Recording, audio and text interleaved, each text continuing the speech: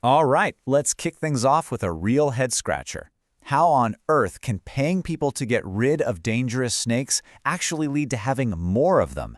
It sounds totally backward, I know, but believe it or not, this actually happened. So here's how the story goes. It's a classic case called the Cobra effect. Back when the British ruled Delhi, the government had a pretty serious Cobra problem. So they came up with what seemed like a brilliant idea. Offer a cash bounty for every dead Cobra. And for a little while, it worked. But then people got entrepreneurial. They started breeding cobras just so they could kill them and collect the money. Well, once the government caught on, they scrapped the whole program. And what happened to all those snakes the breeders were raising? They were worthless now, so they just let them all go. The end result? The cobra problem was worse than when they started. It's just a perfect real-world example of a perverse incentive, when a well-intended rule backfires in the most spectacular way. And that crazy story? It's the perfect jumping-off point for what we're diving into today, the fascinating and, often counterintuitive world of fraud. We're going to look at what makes a person decide to break the rules and what kind of systems we can actually build to fight back. So, first things first, we have to get inside the head of a fraudster. We need to understand the psychology, because it's almost never as simple as just one bad decision. It almost always kicks off with one thing: pressure. This is the why. It could be the classic stuff, right? Crushing debt, a gambling problem, or just old-fashioned greed. But what's really interesting is how modern life is cranking this pressure way up.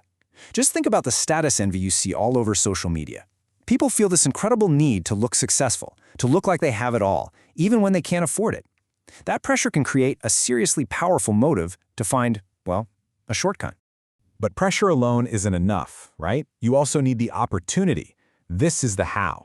It's that little crack in the system, maybe a weakness in how a company handles payments, or nobody really double-checking expense reports. And this slide makes probably the most important point of all. An organization can't really control if an employee is in debt or feels jealous, but it absolutely can control its own systems and processes. That's where the real power to fight fraud lies.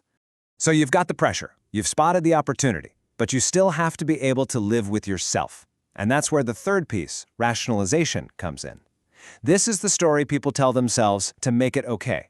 It's that little voice in their head saying, you know what, this company owes me. Or, I'm not stealing, I'm just borrowing it, I'll pay it back later. Or, the big one, everybody else is doing it. It's the mental gymnastics they have to do to feel like they're still a good person, just, doing a bad thing for a perfectly good reason. And that brings us to the final piece of the puzzle: capability. This is what turns the old fraud triangle into the much more complete fraud diamond. A person actually needs the skills to recognize that opportunity and then pull it off. They have to be in the right job, they have to understand the system's weak points, and they need the guts or the smarts to exploit it without getting nabbed right away. When you get all four of those things, pressure, opportunity, rationalization, and capability, all lined up, that's when the risk of fraud just skyrockets. So what does a fraudster actually look like in the wild? Well, let's meet a couple of them. First up, we have the impersonator. This is the person who pretends to be someone they're not. They might call up the finance department, pretend to be a regular vendor, and say, hey, we've updated our bank details. They'll send a fake invoice, and just like that, hijack a payment that was meant for someone else. Then there's the fabricator. This person doesn't just pretend, they create things out of thin air. They're the ones submitting expense reports with a bunch of fake receipts for a business trip that never even happened. Or they might invent an entire fake company just to apply for a government grant. It's all about creating a false reality. But hold on a second. This fraud diamond model, it works perfectly for a lot of people. Everyday folks who get pushed into a bad corner. But what about the people who don't need a push? What if they feel zero pressure and don't need to rationalize anything at all?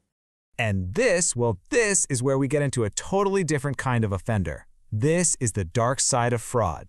We're talking about something called the Dark Triad of personality traits. It's a nasty combination.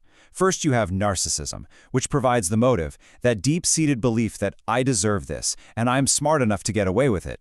Then you add a dash of Machiavellianism, which is the manipulative, cunning skill needed to spot opportunities and deceive people.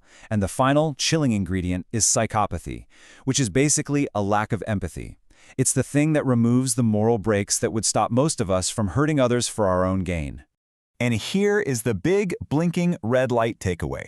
For someone with these traits, three sides of that fraud diamond we just talked about, they're completely irrelevant. They don't need pressure because they feel entitled, they don't need to rationalize because they don't feel guilt, and they often have the capability built right in. All they need is one thing, the opportunity. And that's exactly why having strong, solid systems is so incredibly important. So how does an organization actually do that? How do you build a fortress that can stand up against both the desperate employee and the predatory one? Well, the best model out there is called the 3 lines of defense. Let's break this down. Think of it like a football team. The first line of defense, those are the players on the field, the managers and employees doing their jobs every day. They're the ones who have to manage risk in the moment. The second line is the coaching staff, your risk and compliance teams. They're not playing the game, but they're designing the playbook, setting up the strategy. And the third line, well, they're kind of like the referees, the internal auditors. They provide that independent oversight to make sure everyone's following the rules of the game. And listen, this isn't just some corporate theory. This model is absolutely essential in the highest stakes situations you can imagine. We're talking about disaster relief funds after a hurricane, or huge economic stimulus programs. In those cases, money has to get out the door fast to people who are desperate, and that creates massive opportunities for fraud. Having these 3 lines working together is the only thing that ensures the help goes to the actual victims, not to the predators. But rules and frameworks, they can only get you so far. The strongest fortress isn't built out of policies and procedures. It's built out of something much more human. A real culture of integrity stands on 3 pillars. First and foremost, you have the people. Their day-to-day actions, their attitudes, that's what sets the tone. Then you have policies. These are the clear, fair rules that everyone understands and that are applied consistently. And finally, you have processes. The workflows need to be efficient and transparent, so they build trust instead of creating roadblocks. When all 3 of those things are in sync, you create an environment where doing the right thing just feels like the easiest, most natural choice.